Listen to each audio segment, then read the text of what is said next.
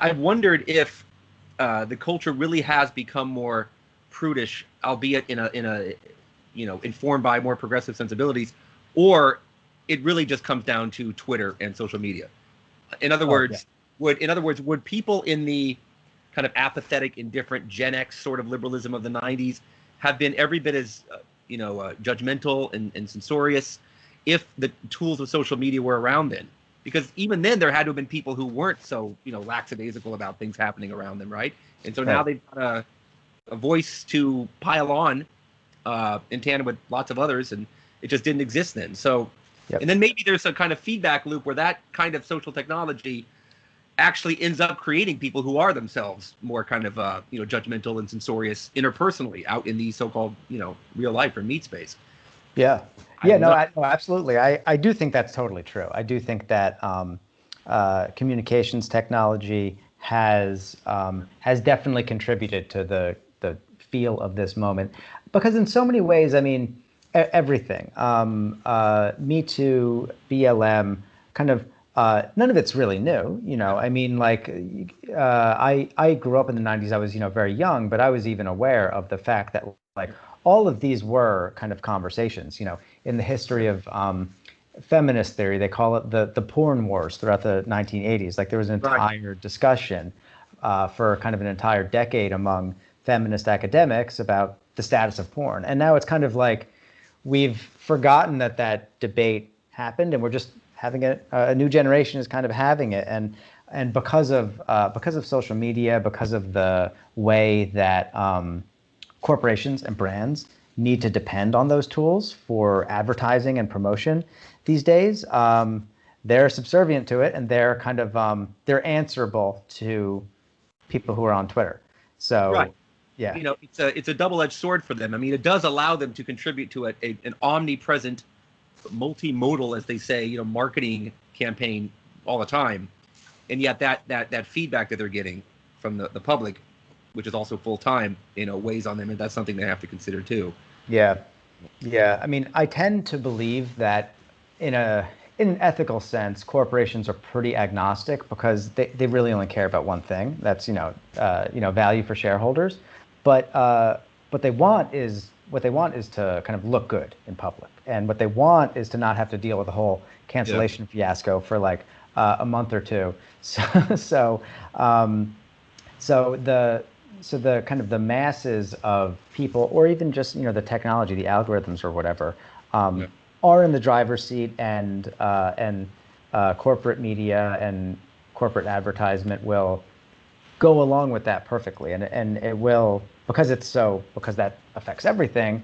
Yeah. Advertising has always affected what was permissible on television. Then that is going to filter down into kind of the tenor, the attitude of our television shows, and what's possible in our popular art forms. So, yeah. Yeah. Getting back to Trump, it's interesting that the phenomenon of reality TV and then the Trump presidency, quite a lot of time between them. They hardly coincided. Now, his show, The Apprentice, was on years before he became president, but it doesn't extend back to, circa 2000 and the era of Big Brother and Survivor and all of that. So it took a while for the kind of reality TV presidency to manifest. You Hmm. saw some inklings of that with just celebrity mixed with politics. Arnold Schwarzenegger becoming governor of California and that kind of thing. I mean, even Reagan to some extent. So I guess talk a little more about Donald Trump per se and reality television, and what do you think the future holds? Was that kind of a weird aberration or what? Uh, yeah, no. So I don't think that it was an aberration. I think for all 4 years of the presidency, he was liberals, many conservatives as well, wanted to believe that he was an aberration, and that the same old kind of political system was going to be viable. But like, as soon as he was defeated, and he was eventually, but what we have now is by no means, I think, a kind of a traditional kind of normal presidency of the type that the professional class would like. As I tried to indicate in the book, I mean, we can just go back in time, look at George W. Bush, the performances he put on. He's from Connecticut, but he pretended to be a Texan. He wasn't. He was entertaining in certain ways in terms of like his like malapropisms and his kind of like his just like silliness. But then Obama also is this kind of entertainment figure. He's this kind of celebrity symbol, and no matter what Obama did or didn't do throughout his 8 years as president, nothing is more powerful than his symbol as a celebrity and his symbol as kind of the perfect liberal ideal. And so, I think that this primacy of the image, this primacy of entertainment and aesthetics, is really a feature and not a bug of American democracy. I'm actually reading a really interesting book that came out like last year called "History Has Begun" right now, and it was kind of by Bruno Macias, and it kind of is surprising. Oh, have you heard of it? I read an article in American Affairs. Oh yeah, no, that's actually that's where you're discussing. Yeah, your whole yeah, book. that's where I found out about it. It's fantastic, honestly. I mean, he certainly has. It involves a lot of kind of views and stuff like that I'm not typically interested in, but it is a really fantastic book, and he makes this argument that kind of how fundamentally different American civilization is than European civilization, and a lot of our ways of looking at politics, ways of looking at the way political office works, the way elections work, is still kind of inherited as an anachronism from Europe, and it doesn't really apply here. What we have is a principle of unreality, he says, and that there has been by now kind of the story of the post-war 20th century was kind of the story of America finally really breaking away from the Enlightenment liberal tradition of Western Europe and finally coming into its own of things like Hollywood, Disneyland, being really dominant constructs for the way American culture organizes itself. He also talks about we were talking about this a little bit with kind of the conservative audiences of Bachelor or Toddlers and Tiaras, that like they're traditional Christians in a very different and bizarre way than Europeans would consider traditionalists. Like in so many ways, they're not traditional at all. They're very, very kind of strange and out there in a way that isn't like your standard bland traditionalist as a European might see it. So a lot of this, I think, has to do with just a really new era in social reality, in technology, and in the way that we kind of are able to envision political possibilities. So I think that like the difficulty is like so much of this sounds so bad. This like there is no shared reality anymore. We're going to have more political figures like Donald Trump. But I mean the trick, but it's also so undeniable. Just if you just look at the nature of American political culture, that reality is not what we have or what anybody actually wants on either side of the political spectrum.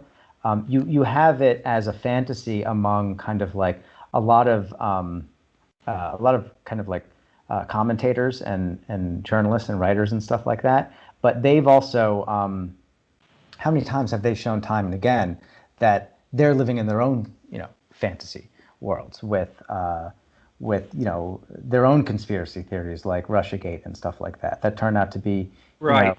Their own little like spy thriller. Like how many people thought that they were like the masters of objective reality when really they were just watching another spy thriller show that turned out to be totally made up. I wonder how many people who try to make a career out of the FBI, the CIA, how many of them were informed by certain fantasy depicted in television and film, and wanting to partake? Oh, totally.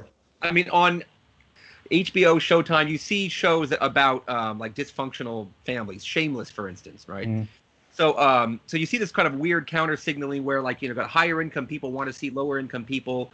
Even Breaking Bad was about a guy, kind of seemingly respectable but doing really dirty stuff.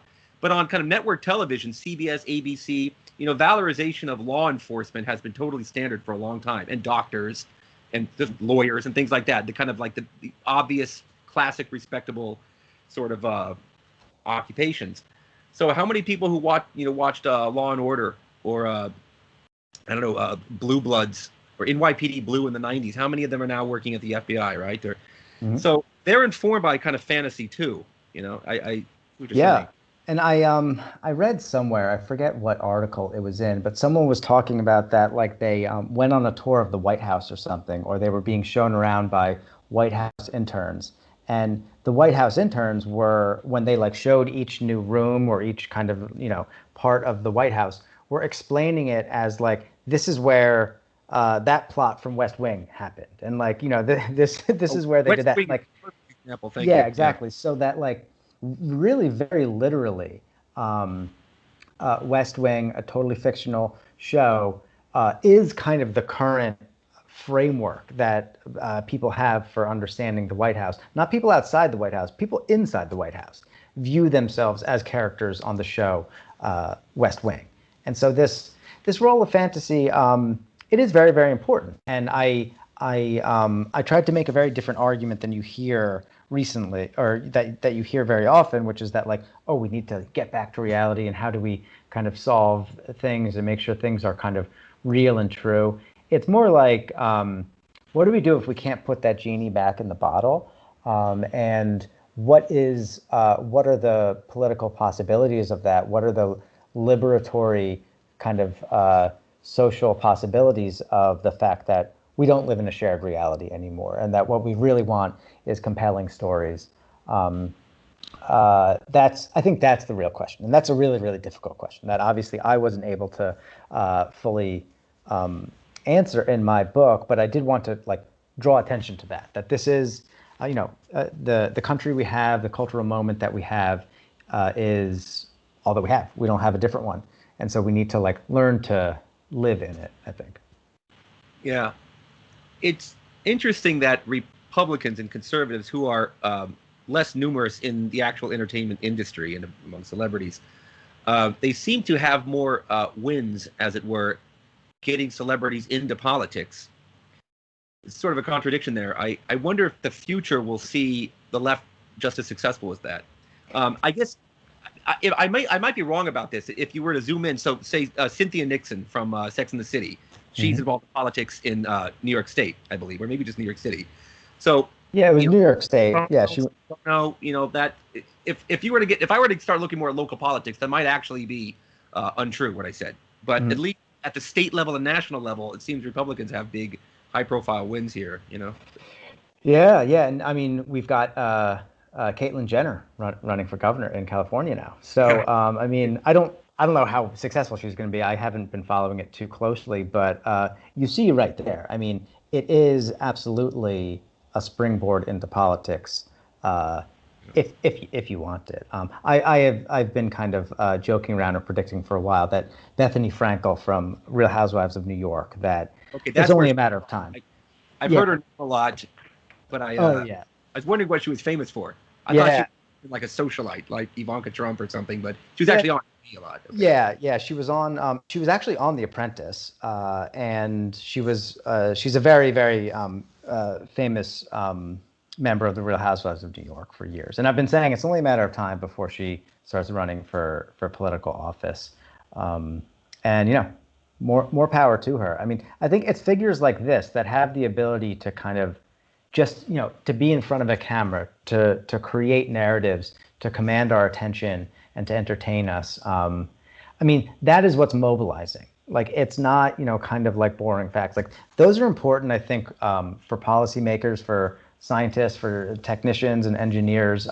Obviously, if our political program is to, like, build a new bridge, we're going to have to know how you actually build a bridge. We can't just make that up. But how do you get to the point where you're ready to begin a big project like that? How do you mobilize a population? How do you get people to agree on what's important, focus on a particular issue?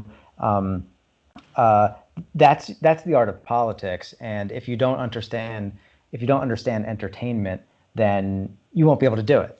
And so we may have there's no reason why we can't have people who are kind of just as fun and compelling as Donald Trump, but who have agendas that are transformative for the better. I mean, I hope so. I mean, that's my little idealistic hope that we will get a leader that is as fun and entertaining as Donald Trump, but kind of wants to do something good in the world and actually does do something good.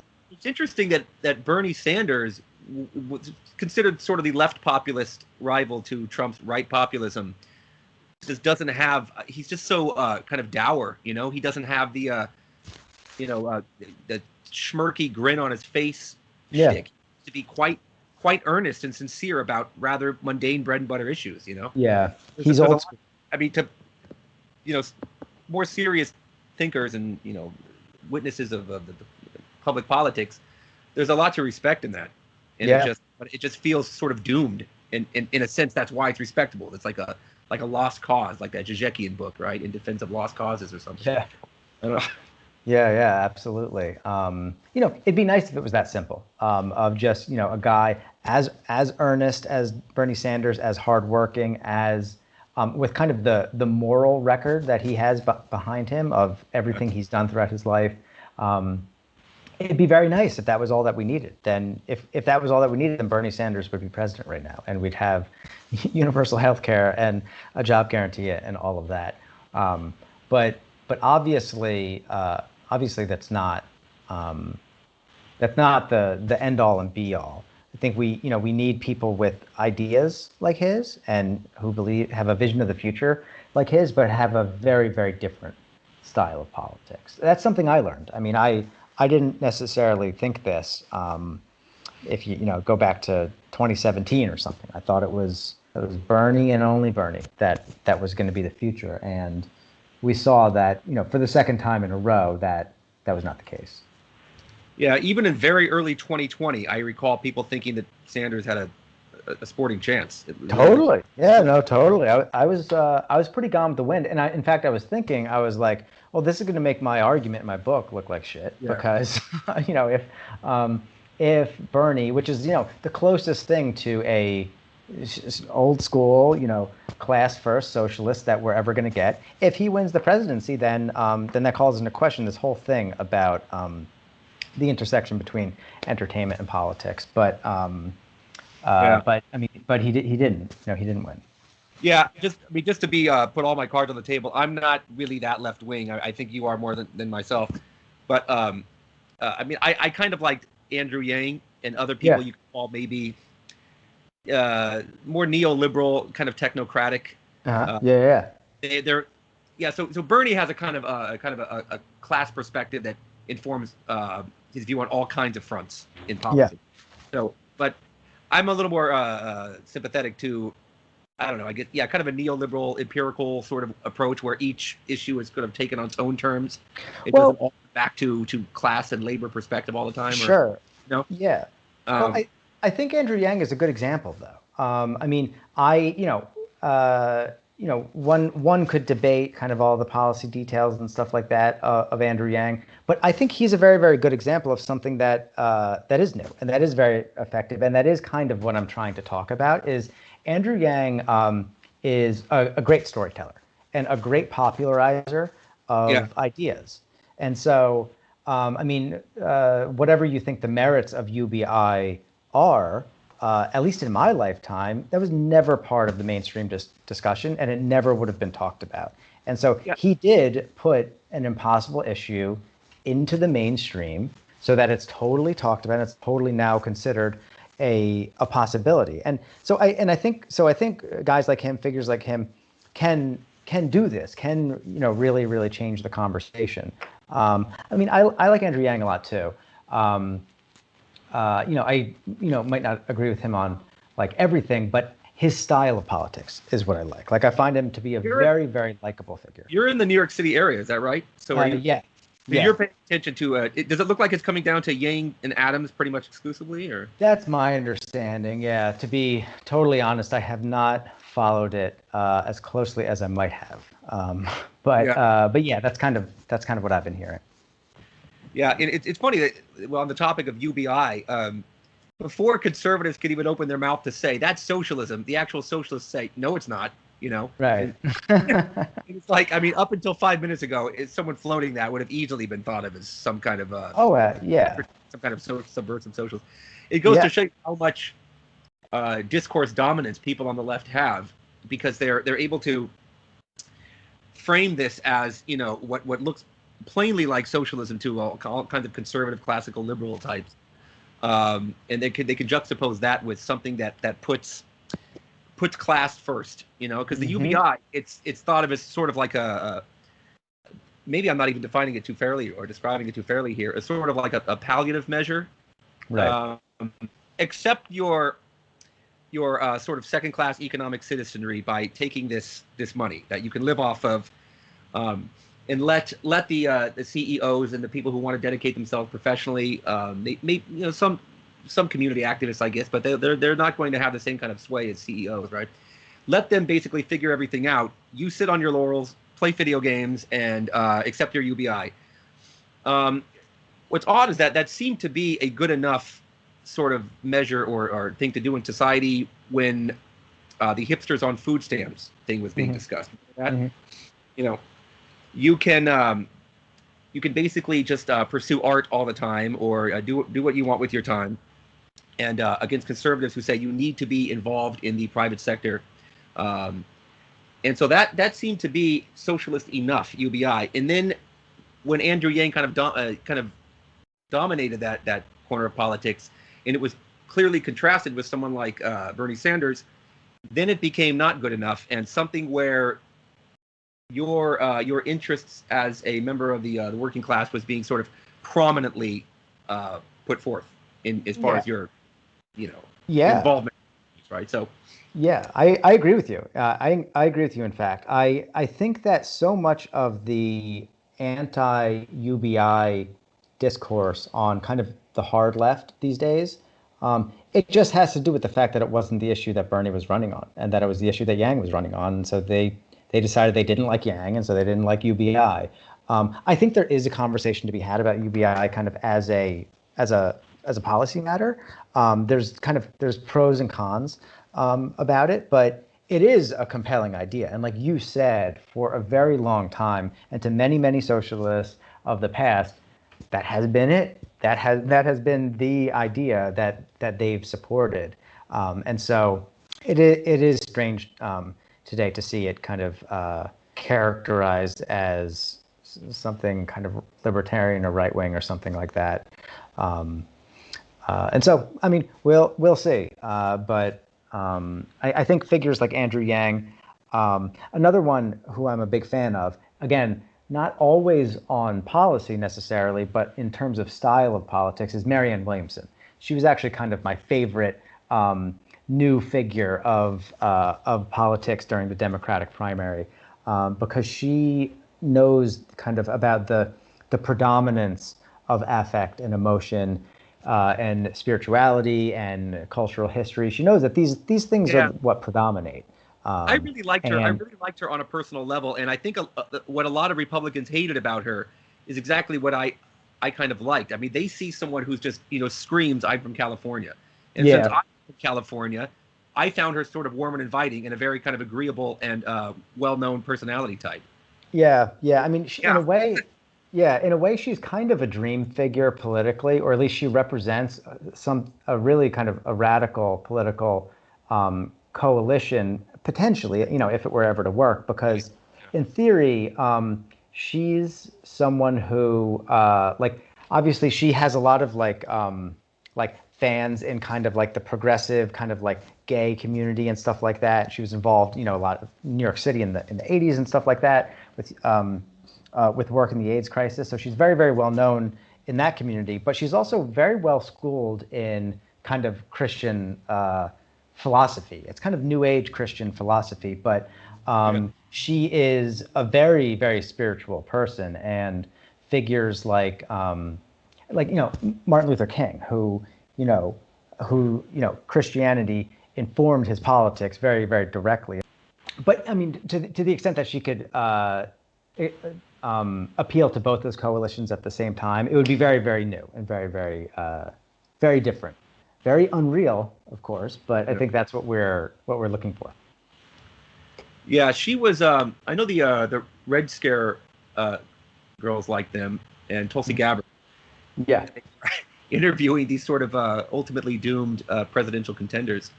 But Marianne Williamson seems to have not earned as much bad blood from people on the sort of kind of mainstream left as much as Tulsi Gabbard, So. Yeah, Tulsi Gabbard has. Tulsi Gabbard was probably kind of the third politician that I found really interesting, who represented a way forward for a certain kind of new type of politics, and she's like the classic combination of left wing on economic issues, right wing on cultural issues. And I think there's still, just objectively speaking, strategically speaking, there's still a lot of reason to believe that would be a very effective strategy. I mean, it was practically Donald Trump's strategy in a lot of ways, when he talked about kind of like Hillary being, the candidate of Wall Street, which, in so many ways she was. Tulsi Gabbard, I was disappointed that she was kind of like leaving Congress. I don't quite know what her plan is. My guess is that she thinks she can probably build a bigger following, with a media endeavor than a political endeavor, which she's probably right about. So maybe she'll kind of, return, a la kind of like Donald Trump as an outsider. Like, maybe I think she wanted to get out of Washington. So we'll see what her future is as well. But she's another one where she knows that you need to hit these very divisive cultural issues if you're going to kind of excite people and stir people up and get them excited to vote for you and to join a movement or whatever. Yeah. Was Marianne Williamson involved? I feel like I should know this, but not terribly. Was involved in politics at the level of Tulsi Gabbard before her 2020 run? No. I believe all that Marianne Williamson had really was, I think she ran for Congress a few years back and didn't win. But no, I think when she appeared on the debate stage, I think she was introduced as author. Pretty much. I could see her as a local politician, Marin County or Santa Monica or someplace like that. Yeah. But Tulsi Gabbard, just her whole presence feels like state level. I mean, it was Hawaii. What I find interesting about Tulsi Gabbard is that it showed that Hawaii's type of liberal politics was disconnected from what was happening in coastal California or New York City. She was kind of a holdover from 2000s era liberalism, kind of civil libertarian, anti-war. Right. And that thing, I think, was a bigger deal in Hawaii, which didn't have as many, young credentialed people of color, informing it. It was kind of where wealthy liberals go to retire or something. Right. Kind of people who were involved in maybe Code Pink in the 2000s, and they read Paul Goodman and Ivan Illich or something like that. That they're not reading Roxane Gay. They're not into Bell Hook. People like that, but where everything's trendy now. Yeah, that's a really good point. Yeah. Yeah. So she was just slightly, a decade or so is probably not slightly. If she'd ran in the 2000s, she might have had, or 2008, right? Yeah. She might have had a little more success. Yeah. Although, going up against the first black president, that's a lot to. It's a big ask. Yeah. Well, it's been an hour, so I guess I'll wrap it up here. We discussed your book proper for 2/3 of the time. That's pretty good. Started getting basically into 2020 presidential candidates at last. Nice talking to you, Tom. Cool. Yeah, it was great. Thanks so much for having me on. This was a great conversation, and hope you have a great rest of your week.